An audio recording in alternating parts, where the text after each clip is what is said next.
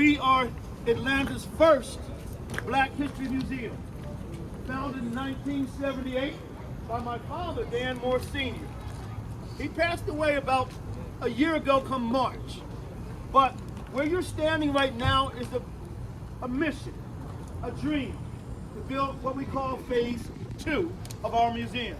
It's been here for over 47 years, but now it's time to move forward. We were so elated when the Boy Scouts of America contacted us to be a part of this civil rights hike. Because we not only hold the civil rights history in here, but we hold the history of humanity in here. So I want you to be able to come in, and we have seen larger groups than this. We may have to split you in half, but we want to give you a brief tour when you're inside to understand exactly what I just said. We're so related, you wouldn't believe it. And I also want to introduce behind me, and I should say beside me, a gentleman who is a civil rights legend himself. This is Mr. Nathan Knight, one of the original foot soldiers of the civil rights movement. And I'm going to say this, if you have a chance to talk to him, and he will talk to you, if you have a chance to take a picture with him, he will do that too.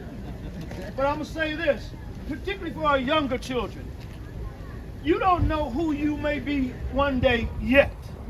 But this man here used to be a Boy Scout as well.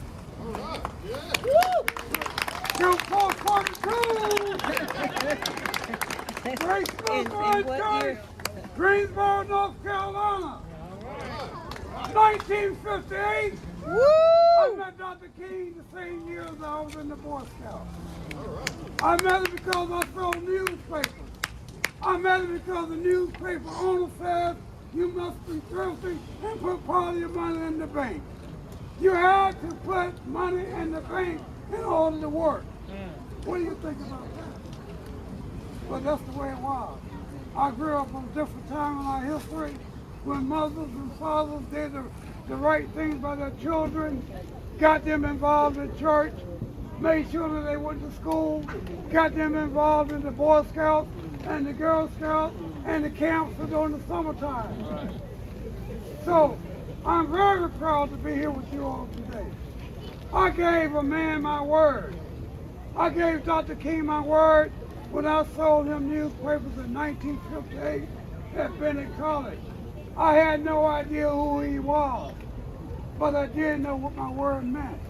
You see, Mr. Gravel, our scoutmaster, and Pastor Illick, our minister, they taught us beyond what was in our scout book.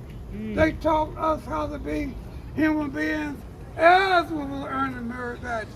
You see, you can't jump from a first-class Boy Scout to an Eagle Scout. You got to go through the steps. You got to go through the ranks. You got to learn what the responsibilities are for becoming a Star Scout, what the responsibilities are for becoming a Life Scout. And then you're doing that elite group at that time when you had 21 merit badges, proper merit badges. And some of you have those, and I saw that. I am so proud to see the Boy Scouts of America in this rightful place at the beginning of a change in our society for all of humanity. And I thank you so very much for allowing me to sit down and have some words with you. Because he's right. I do have something to say. There's no way in the world that I can be 7, 8 years of age and don't still have something to say.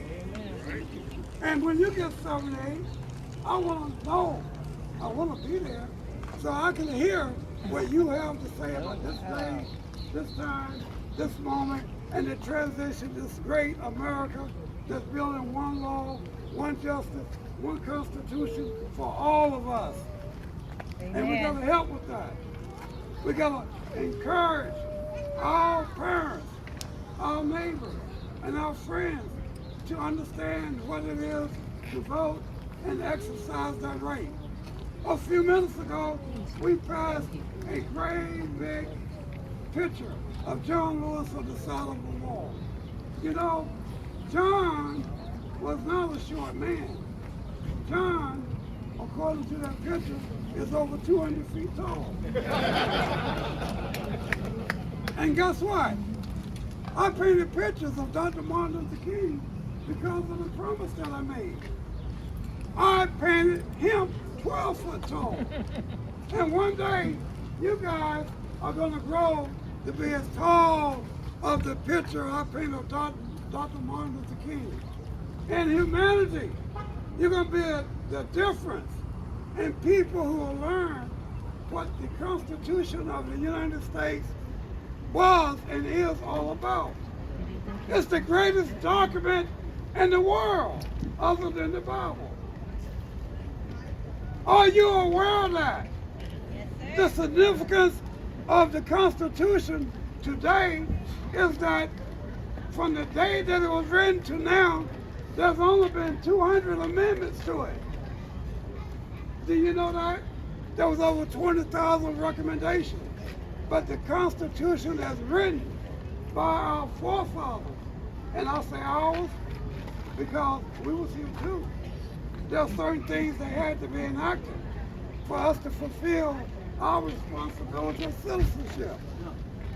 With that being said, Yes, sir. when they come inside, Yes, sir. they're going to get the story from beginning to now.